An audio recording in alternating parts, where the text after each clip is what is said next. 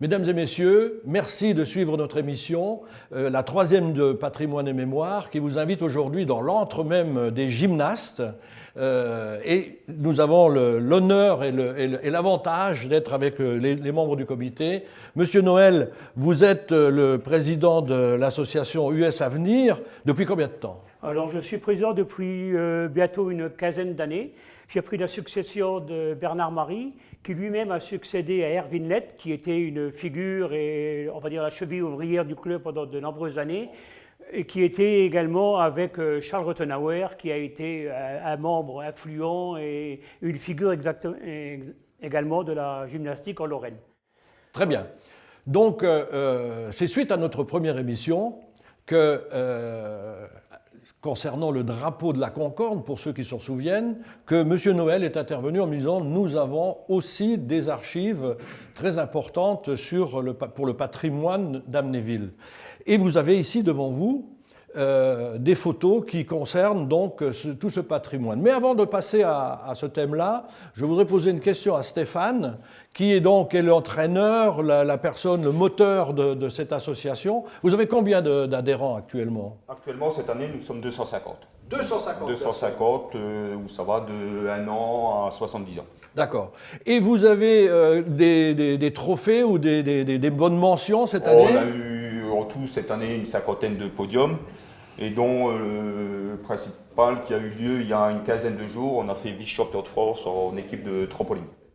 Voilà, donc mesdames et messieurs, moi ce que je voudrais attirer votre attention sur le fait que cette association est certainement la plus ancienne d'Amnéville.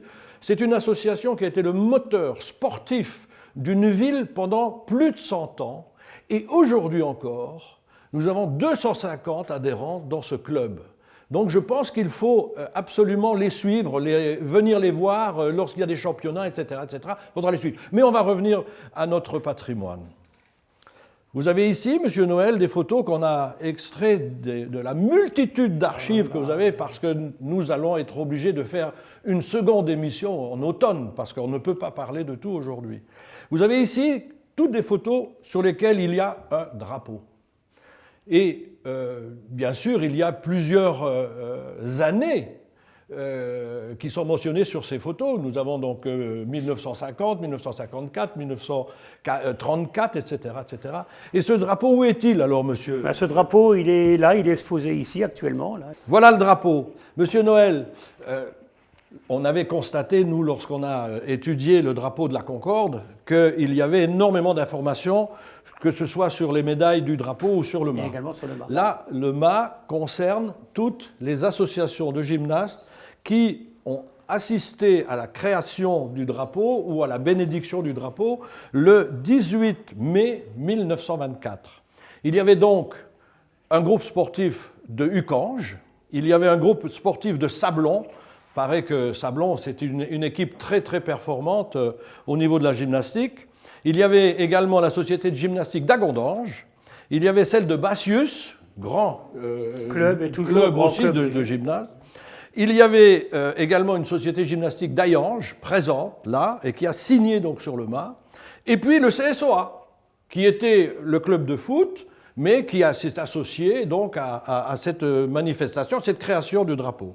Voilà, donc on a essayé de vous montrer le drapeau dans sa position de défilé ou dans sa position verticale.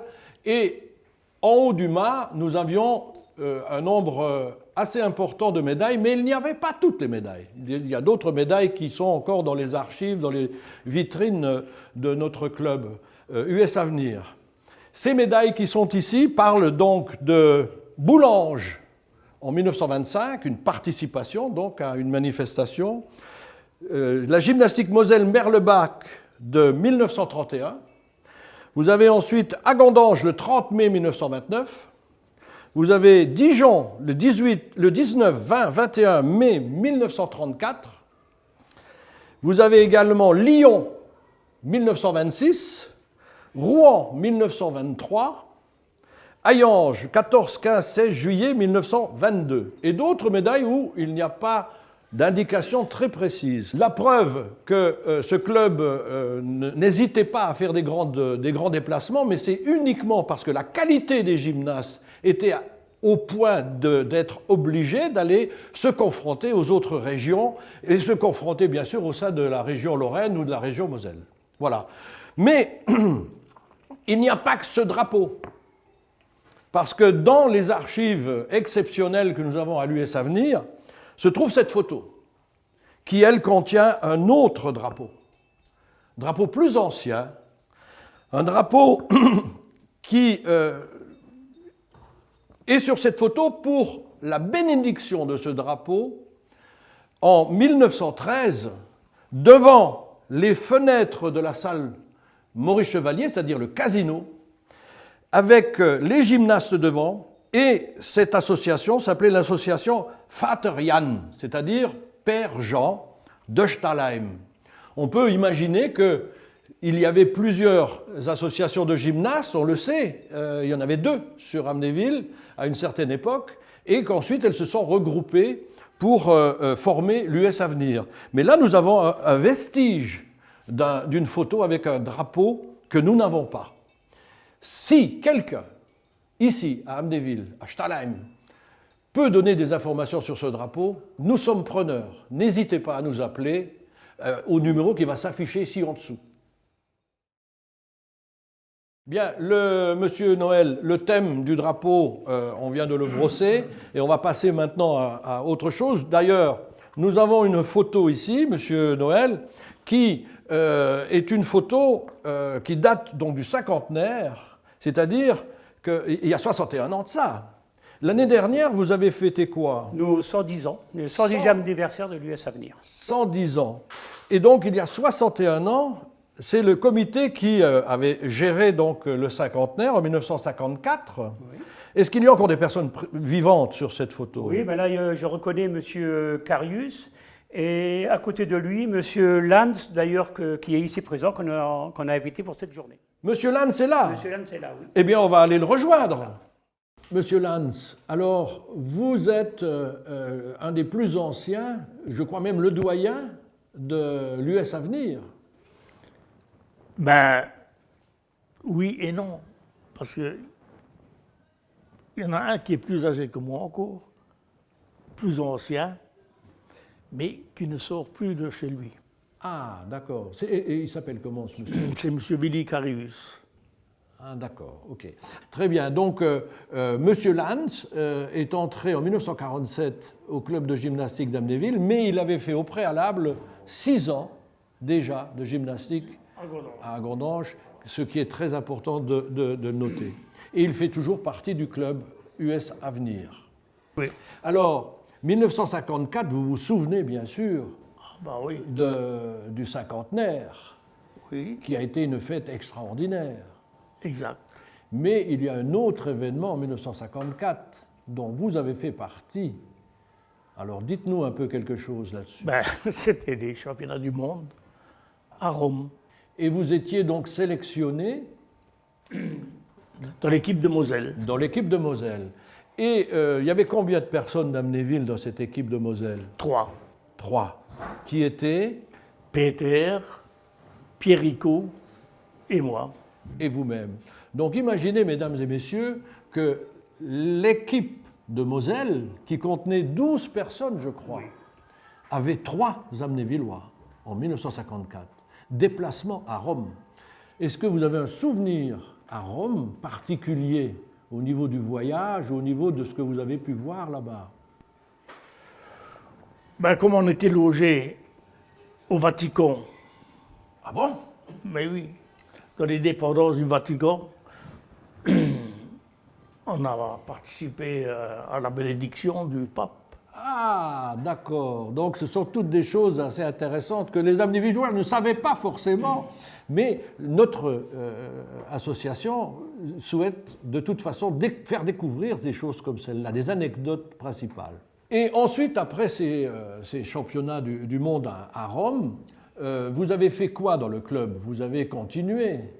Évidemment, j'ai continué, puis j'ai pris la responsabilité d'entraîner les gosses, D'entraîner les gymnastes. les gymnastes. Pendant combien d'années? Ça, je peux plus vous le dire. Un certain nombre d'années. Oh, une vingtaine d'années. Ah, une vingtaine d'années, c'est quand même hyper important. Et quels étaient les clubs, à l'époque, les plus redoutables dans la gymnastique, dans la région? Ah ben, c'était Sablon, Forbach, Famec, Robin. Il y en a d'autres où je ne me souviens plus. Oui, oui. Mais il y a une autre personne qui était aussi présente en 1954, qui se trouve à côté de moi, c'est M. Fernand Bastian. C'est ça même. Ouais. Alors, M. Fernand Bastian, vous êtes entré en quelle année? En 1949, Et jusqu'en 1968. Je crois que vous avez une bonne nouvelle à nous annoncer. Oui, C'est dans le cheval d'Arçon. Oui, j'ai eu la chance ou le bonheur de battre le champion de Lorraine en titre, qui était, je ne me rappelle plus, qui était pas de la région, enfin pas d'Amnéville, à Saint-Dié, au cheval d'Arçon, où j'ai eu la note maximum de 9,80. Imaginez, c'est quand même quelque chose qu'il faut noter aussi. Dans Voilà. les archives d'Amnéville, on a quelqu'un qui a battu le meilleur de Lorraine, quoi. Oui, voilà. Mais, Monsieur Bastian, il y a une anecdote que je voudrais que vous nous rappeliez cette anecdote, c'est que c'est vous qui avez fait incorporer dans le club un autre personnage important de l'US Avenir. Effectivement, en 1958, me semble-t-il, oui, j'ai fait rentrer M. Daniel Muller, que j'ai eu le joie de connaître, si vous voulez, puisqu'on travaillait ensemble à l'usine de Romba.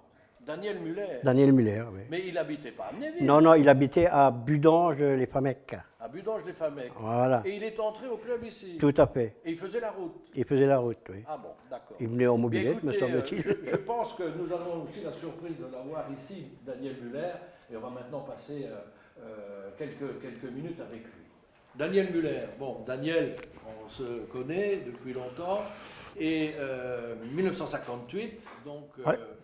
c'est une anecdote. Alors raconte-nous, qu'est-ce qui s'est passé là? Bon, bah, ce n'est pas quelque chose de très important, hein. La différence près, c'est qu'on se revoyait tous les jours puisqu'on travaillait ensemble à la série Thomas. Et puis en discutant, je suis dans la gymnastique. Alors moi, j'étais d'abord dans le football sur Famec et puis j'étais allé jouer sur Bevange. Et quand il m'a parlé de la gymnastique, je me suis dit, pourquoi pas? Et puis je l'ai tout simplement suivi et puis le périple a duré presque 20 ans. Est-ce qu'on peut dire que si tu habites aujourd'hui à Amnéville, c'est parce que tu es entré au club de gymnastique? Ah, ça en fait largement partie, oui, puisque à l'époque, je pense que mes collègues se souviennent de ça aussi. Après m'être marié, je suis parti, comme Fernand, je suis parti faire un tour sur Romba.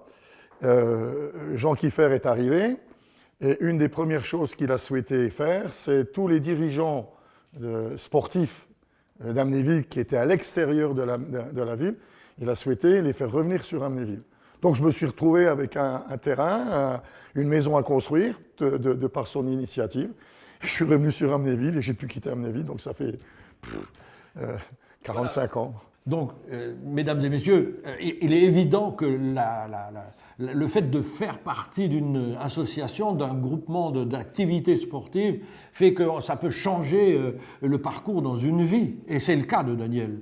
C'est le cas pour les gens qui sont dans la musique ou dans d'autres domaines. Mais là, on a l'exemple unique. Il est venu s'implanter ici parce qu'il y avait la gymnastique. Et est-ce que tu as quelques informations à nous donner sur ton parcours donc de sportif?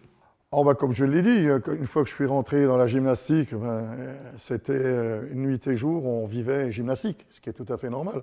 Donc d'abord comme gymnaste, comme tous les autres collègues, ensuite comme entraîneur, et avec quand même quelques beaux palmarès, puisqu'on a été champion de Moselle, on a été champion de Lorraine, on a succédé comme Albert et comme Fernandy, on a monté, et Amnéville avait quand même une place prépondérante dans ce genre de discipline sportive.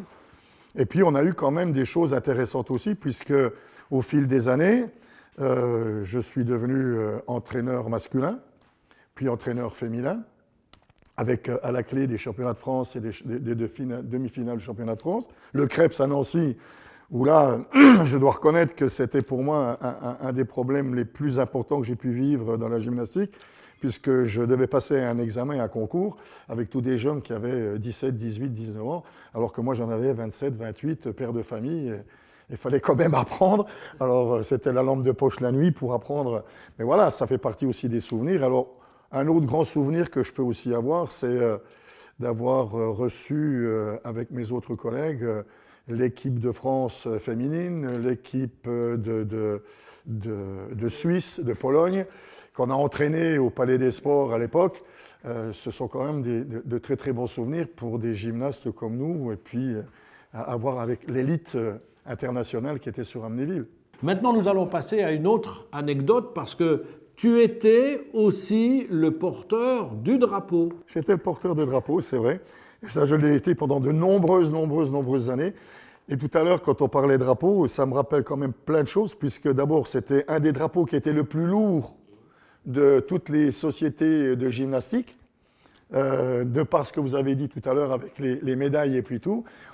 J'ai remarqué qu'il manquait encore les drapeaux, mais paraît-il, vous savez, on accrochait toujours les rubans. Ça faisait aussi partie de toutes les médailles qui étaient là.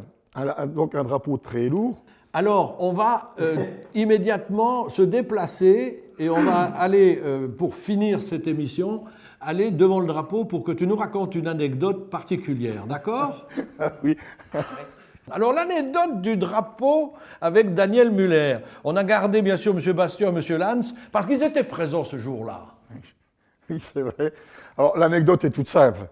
En tant que porteur de drapeau, le drapeau se trouve toujours devant l'équipe quand on fait les défilés. Bien sûr. Et cette année-là, on avait un championnat à Pont-à-Mousson et on doit défiler à travers la ville. Beaucoup de vent. Le drapeau, comme je le disais, très lourd, donc il fallait le tenir à deux mains dans son fourreau. Oui, mais tu étais un gymnaste quand Ah, même. Tu avais des muscles. Ah oui, mais le vent, lui, quand il est costaud aussi. Hein. Ça ne peut pas aller en dessous non plus. Hein. Donc à un moment donné, on sort de la rue où il y avait les immeubles de chaque côté et on arrive sur le pont qui enjambe la Moselle. Jusque-là, rien de bien spécial. Mais Dame Nature a voulu faire autrement, c'est qu'en plein milieu du pont, il y a eu un coup de vent épouvantable et le drapeau part en étendard et je suis en train de le tenir et à un moment donné, je perds un peu l'équilibre et je pars vers le trottoir en plein milieu du pont. Le drapeau, je ne veux pas le lâcher. Oui. J'arrive contre le mur, le parapet du pont et couché vers la Moselle. Ce sont les gymnastes qui ont couru derrière moi, qui m'ont rattrapé par le corps et par les pieds. Sinon, je partais avec le drapeau dans la Moselle. Parce que je ne voulais pas le lâcher. Voilà, parce qu'un drapeau des gymnastes d'Amnéville, ça ne se lâche pas. Ça ne se lâche pas. Ça, c'est la belle anecdote, effectivement. Bien, mesdames et messieurs, Patrimoine et Mémoire a essayé de vous proposer des émissions, 3 émissions depuis le début de la création de ce thème. Et là, nous allons partir en vacances, tous, les uns les autres. Donc, on va vous laisser un petit peu comme des orphelins, mais on reprendra au mois de septembre avec d'autres thèmes que l'on va décider d'ici là. Donc, je vous dis bien sûr au revoir, mais uniquement pour cette partie estivale, cette partie d'été. Nous allons, comme d'habitude, faire ce qu'on appelle le café clatch. On va se réunir dans un bistrot, dans un café d'Amnéville, dans les 10 minutes qui suivent, et on va faire un petit clin d'œil pour cette émission. Voilà. Merci de nous suivre, merci de nous apporter les informations que l'on souhaite avoir, et puis bonnes vacances à tous.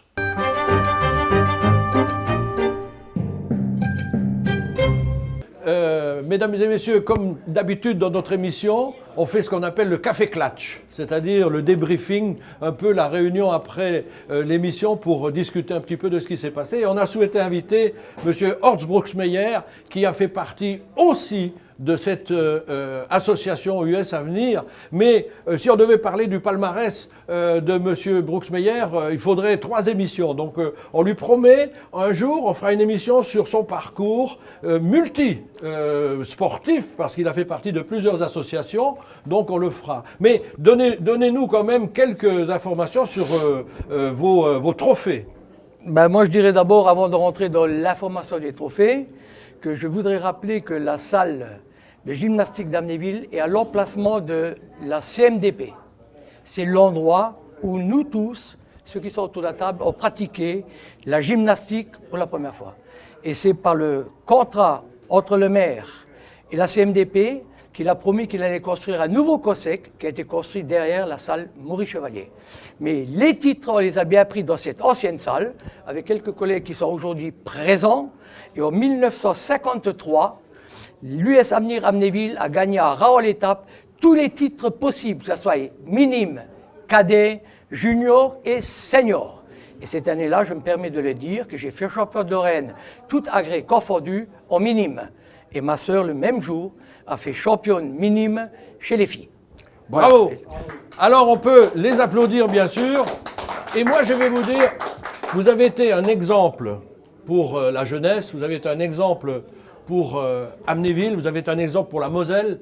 Et moi j'ai envie de vous donner un petit coup de chapeau qui sera un cadeau personnel pour vous, pour les anciens, parce que c'est quelque chose qui vient du fond de mon cœur. Alors je vous demande juste 1 minute et je vous fais un petit truc, un petit clin d'œil.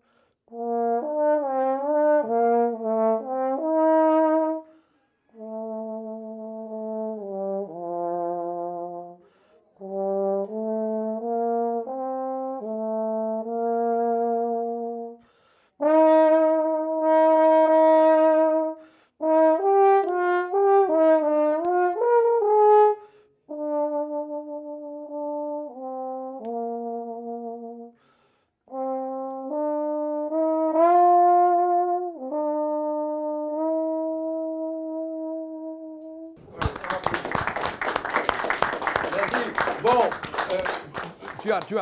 tu as reconnu la chanson. Ah ben, je vais leur demander aux anciens ce qu'ils savent. Est-ce que vous vous rappelez? Voilà, tout à fait, tout à fait. Et tu aurais pu la jouer avec... Et j'aurais forcément pu la jouer parce que j'étais trompettiste à l'harmonie municipale d'Amnéville et j'étais première trompettiste. Voilà. Donc le coup de chapeau, c'est quoi? C'est tout simplement parce que vous avez été des exemples pour les jeunes, pour la jeunesse, vous avez été comme des papas. Et le fait d'être à la proximité de la fête des pères, ça nous amène aussi à souhaiter une bonne fête des pères à tous les pères d'Amnéville et même d'ailleurs, et de Malancourt aussi, pour ne pas les oublier. Voilà, merci. Et nous ferons d'autres émissions parce qu'il y a effectivement une masse d'archives à US Avenir énorme et on fera le maximum. Merci Monsieur Noël, merci le Président, merci Stéphane, merci messieurs, merci les anciens. Et merci pour le clin d'œil. D'accord, voilà.